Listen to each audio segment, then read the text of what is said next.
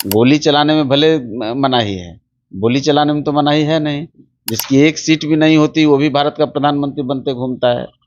जिसके पास 2-4 एमएलए भी नहीं होते वो भी मुख्यमंत्री बन के घूमता है।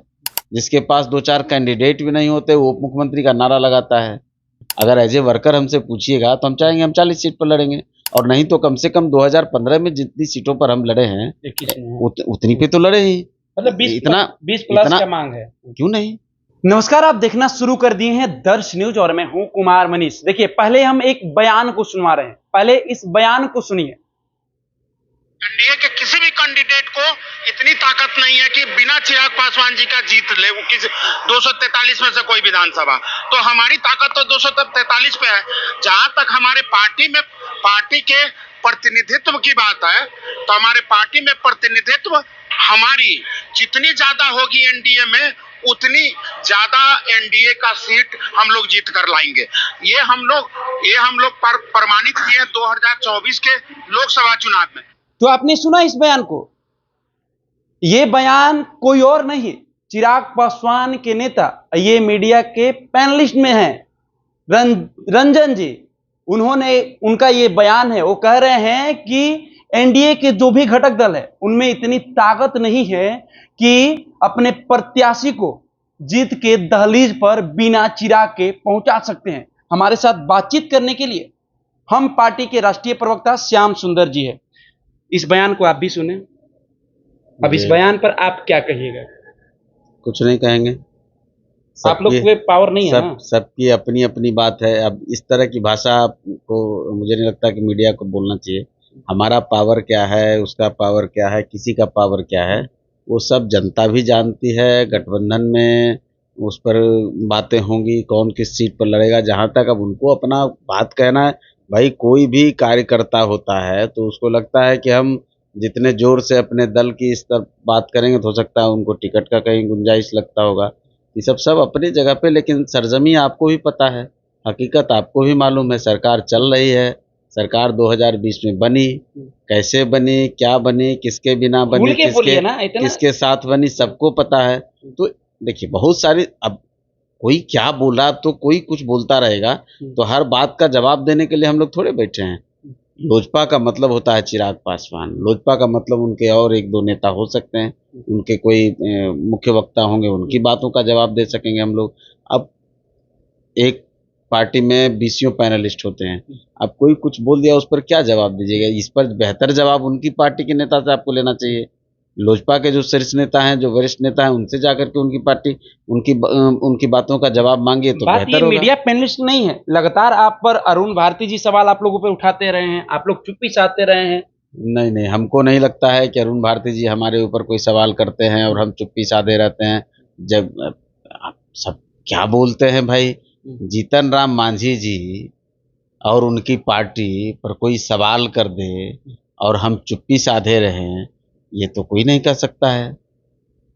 मांझी साहब के जैसा नेता जो सड़क और सदन को बराबर समझता हो, जो सत्ता और विपक्ष को समान रूप से देखने का काम करता हो, जिसको सत्ता का ना कोई लालच है ना उसका कोई गुरूर है, तो और उनके बारे में आप कहते हैं कि हम चुप्पी साधे रहते हैं। भाई उनकी बातों पर तो बिहार की राजनीति की दिशा तय होती है। अब नजरिया अपना अपना है, उस नजरिए से हम क्या कह सकते हैं। चुनावी साल है, सीट शेयरिंग का फॉर्मूला भले ही तय नहीं है, तो ये लोग अपना जनाधार बढ़ाने के लिए क्या दिखाना चाहते हैं? क्या सच में एनडीए के जितने घटक दल है बिना चिराग का उसका नैया पार नहीं हो सकता है? देखिए मैंने फिर कहा ना कि हम बातों का जवाब दे सकते हैं चिराग जी का, हम बातों का जवाब दे सकते हैं उनके जो वरिष्ठ नेता हैं उनका। अब पैनलिस्ट कोई कहाँ क्या बोल रहा है उसकी बातों का जवाब हम क्या दे सकते हैं? उसकी बातों का जवाब उसकी पार्टी के शीर्ष नेता दे सकते हैं। बाकी तो भाई सबको आज़ादी है ना, हर कोई कुछ भी बोल सकता है, हर कोई कुछ भी कह सकता है। भाई इस राजनीति में, इस लोकतंत्र में, इस लोकशाही में तो यही तो आज़ादी है कि आप इस देश में जब जहाँ जो मर्जी बोलिए, कोई दिक्कत नहीं है। गोली चलाने में भले मनाही है, गोली चलाने में तो मनाही है नहीं। जिसकी एक सीट भी नहीं होती वो भी भारत का प्रधानमंत्री बनते घूमता है। जिसके पास 2-4 एमएलए भी नहीं होते वो भी मुख्यमंत्री बन के घूमता है। जिसके पास 2-4 कैंडिडेट भी नहीं होते वो मुख्यमंत्री का नारा लगाता है। तो बोलने को तो सबको है आज़ादी, बोल सकते हैं, इसमें किसी पर न रोक है और न हर किसी के बात पर प्रतिकार करना चाहिए। मैंने पहले भी कहा कि अगर मैं कोई उस तरह की बात को बोलूँगा तो अभी मेरे वरिष्ठ नेता से पूछ सकते हैं कि भाई आपके प्रवक्ता ऐसे बोल रहे हैं। यही काम आप लोगों को लोजपा से भी करना चाहिए कि अगर भाई उसके प्रवक्ता बोल रहे हैं तो उनके वरिष्ठ नेता से जाके पूछिए कि भाई वो ऐसे बोल रहे हैं, आप क्या बोल रहे हैं। हम उन पे क्या बोलेंगे? हमको नहीं लगता कि ये उनकी बातों का जवाब कहीं से हमको देना कोई ज़रूरी भी है या उचित भी है, उसका कोई मतलब नहीं। इस बयान से तो यही साफ दिखता है कि 2024 में जिस तरह से चिराग पासवान ने अपनी पावर दिखाई है, पांचों की पांचों सीट जीत कर लाए हैं, तो लगता है कि 2025 में भी चिराग पासवान वही काम करेंगे। तो ऐसा तो 2020 में दिखता हुआ नजर नहीं आया था। 2020 में तो बागी बन गए थे एनडीए से। क्या हुआ था परिणाम सबको पता है। क्या परिणाम हुआ था वो तो आप भी जान रहे हैं कि चिराग जी का क्या। आप बताइए ना। अब चिराग जी का क्या असर हुआ था, ये इसकी विवेचना का कोई अब अभी भी विषय नहीं। 20 की विवेचना 24 में खत्म हो गई। 24 में चिराग पासवान यहाँ आए, 5 सीटों पर उनको चुनाव लड़ाया गया, 5 जीते, तो वो विवेचना वहीं समाप्त हो गई। हर चुनाव का अलग तासीर होता है, हर चुनाव का अलग हिसाब किताब होता है। लड़ने वाले भी जानते हैं, लड़ाने वाले भी जानते हैं, सबको ही पता है। तो भाई 2024 में वो पटाक्षेप हो गया ना। 2024 में तो वो आ गए एनडीए में। 2024 में पूरी तरह से वो एनडीए में शामिल हुए, एनडीए के साथ रहे, सब कुछ हुआ। अगर बाकी पार्टी का किसी के अंदर खाने क्या चल रहा है, कोई अंदर अपना क्या रणनीति बना रहा है, क्या सोच रहा है, इस पर मुझे नहीं लगता कि गठबंधन के लोगों को, न आपने देखा होगा कि कोई भारतीय जनता पार्टी के नेता बोल रहे हैं, ना जनता दल के बोल रहे हैं, तो भाई हम पार्टी उसमें क्यों अपनी बात को कहे? हमको नहीं समझ में आता है। हिंदुस्तानी आवाम मोर्चा अपनी बात कहेगा और हम जानते हैं कि एनडीए में जो हमारे 2 बड़े घटक दल हैं, भारतीय जनता पार्टी और जनता दल यूनाइटेड, नीतीश बाबू और मोदी जी, इनके फैसले एनडीए के गठबंधन दलों पर भी चलेंगे। उनसे उन्हीं से वार्ता होगी, टिकट किसको मिलेगा नहीं मिलेगा, ये उन्हीं दोनों दलों से बातें तय होंगी। तो भाई अब बाकी तो हम भी चाहते हैं कि हमको भी ज़्यादा से ज़्यादा मिले, वो भी चाहते हैं उनको ज़्यादा से ज़्यादा मिले, रालोम भी चाहेगा ज़्यादा से ज़्यादा मिले, सब कोई अपनी अपनी बात करेगा। भाई अब जनता दल भी चाहता है कि हिंदुस्तानी आवाम मोर्चा कितना, जनता दल भी चाहेगा कि हम 2010 के हिसाब से चुनाव लड़ें। भारतीय जनता पार्टी कुछ और चाहेगी, सबका अपना अपना, सबके वर्कर भी चाहेंगे। लेकिन लास्ट में जो तय होगा वो जब टेबल पे लोग बैठेंगे, जो जिनको टिकट बंटवारा करना है, वो जब बैठेंगे, चीजें वहीं से तय होंगी और 2024, 2020, 2025 सबका हिसाब किताब देखते हुए सीटों का बंटवारा होगा। अब तो दिल की बात खोल दीजिए ना, अब तो समय कम है, आचार संहिता लागू होने वाला है। हिंदुस्तानी अवाम मोर्चा कितना सीट चाहती है? देखिए, मुझे लगता है पर्दे में रहने दो, पर्दा ना उठाओ। गठबंधन धर्म की जो कहिए कि कुछ अपने दायित्व का भी निर्वहन करना चाहिए। गठबंधन धर्म में रह करके जो हमारी भूमिका है या जो हमारा और हम तो कोई पार्टी के नेता हैं नहीं, हम तो अध्यक्ष हैं नहीं, हम प्रवक्ता हैं। तो हम प्रवक्ताओं की भी हम प्रवक्ताओं के भी बोलने की एक सीमा है और उस सीमा को पार किसी को नहीं करना चाहिए, चाहे किसी दल के प्रवक्ता। अच्छा, 20+ या 20+ नहीं, हम चाहेंगे 20+ क्यों नहीं, हम और ज़्यादा चाहेंगे। अगर चाहने की बात होगी तो हमने तो अपने नेताओं से कहा है। अब आपने देखा होगा, जिस पर आप लोग चला भी देते हैं कि हम पार्टी का था, हम 40 सीट पर लड़ेंगे। अगर एज ए वर्कर हमसे पूछिएगा तो हम चाहेंगे हम 40 सीट पर लड़ेंगे, और नहीं तो कम से कम 2015 में जितनी सीटों पर हम लड़े हैं उतनी पे तो लड़े ही। मतलब 20+ क्या मांग है? क्यों नहीं लगता है कि बात बन जाएगी? क्यों नहीं बन सकती है?